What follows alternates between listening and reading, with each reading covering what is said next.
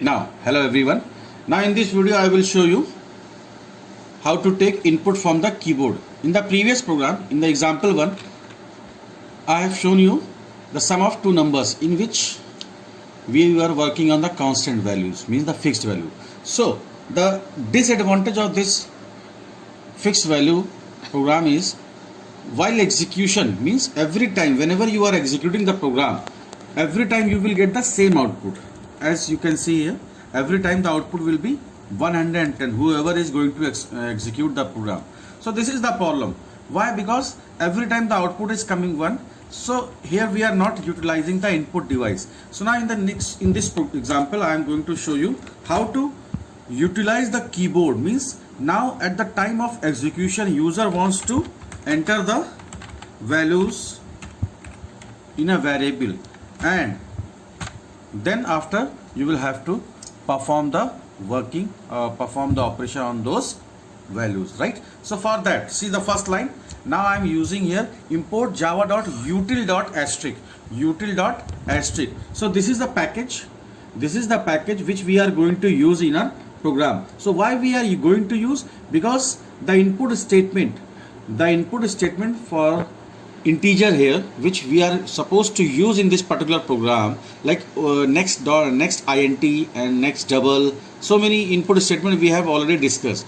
So for using those things, we are supposed to access the particular class, and that class is defined under a library. So this, in the first line, we are including a library in our program. So that library name is here java.util.asterisk. Asterisk means all the methods under this library now you can use in your program. So import is a keyword, like you have done like in C++ also you have used the first line hash include iostream.h, hash include conio.h. So in that also we were adding the libraries. So here also we are adding the library for using the input output statements, right?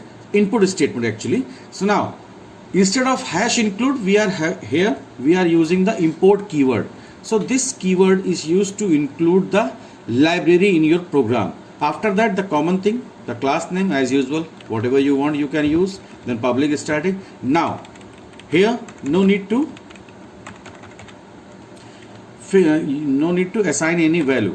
And after this second curly braces, now we are supposed to write scanner class. So in this program we are going to use the scanner class.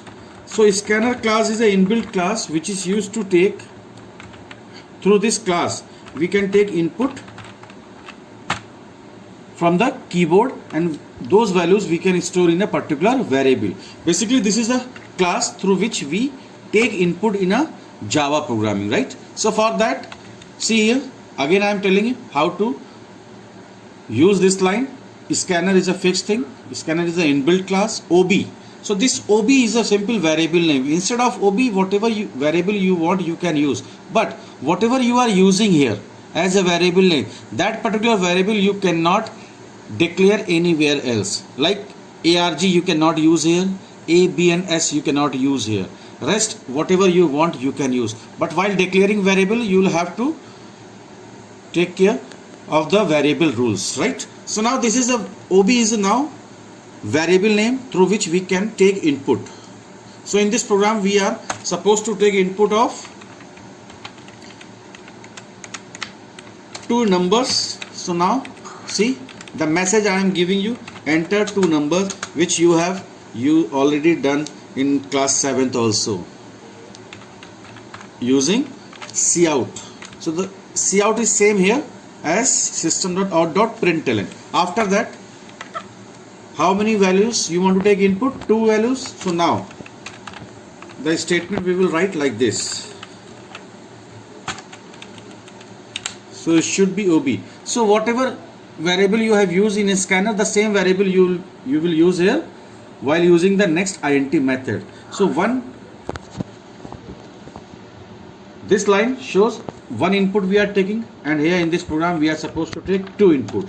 So now see, one more input we are using. That means whatever value you are going to enter, those values we are storing in A and B. Then after, the common thing which we have already done in the previous program also, doing the operation, that is here sum, and then after we are printing. Now see, while execution, the common working, control 1 is for compilation, control 2 for execution. Now see the message. Now the message is coming entered to number. See, initially I told you whatever you have written in the double quotation mark in SOPLN or the system.out.println, as it is you will get. See, while writing in the double quotes the message, I have written the wrong spelling. So the wrong spelling is coming on the screen. So that doesn't matter. You can correct it later also. But whatever you are going to give in the double quotation mark, that is up to you. So if the spelling is correct or not, doesn't matter. Whatever you have done, the same thing you will get. So now you can easily understand we can enter two numbers. So we are inputting two numbers, any value like 12 and 25. See, you can enter these two values on the separate line also. After pressing the enter key, you can come to the next line, or you can separate those two numbers with the help of space. It's up to you. The first value, the first number, that is 12 here, is going in A and 25 is going in B. So now when you will press enter key, you will get the exact result, that is the sum is 37. So this is the simple way through which we can utilize the keyboard in your programs. So in this program we are using the scanner class that is used to take input in a program. And now whenever you are using a scanner class, so the first line must be there as import java.util.asterisk. If the first line is missing and you are using the scanner, you will get error. That is not possible. And now in this program we are inputting two whole numbers, that is why we are using next int. So if you want to use fractional values, in that case we are supposed to use next double or next float. And if you are taking input of double and float, in that case we are supposed to declare those types of variables. So this is the simple way through which you can utilize the input device also in your program. I hope everything is clear, and in case any doubt, you can ask to your respective computer teacher. Thank you everybody. Thank you so much.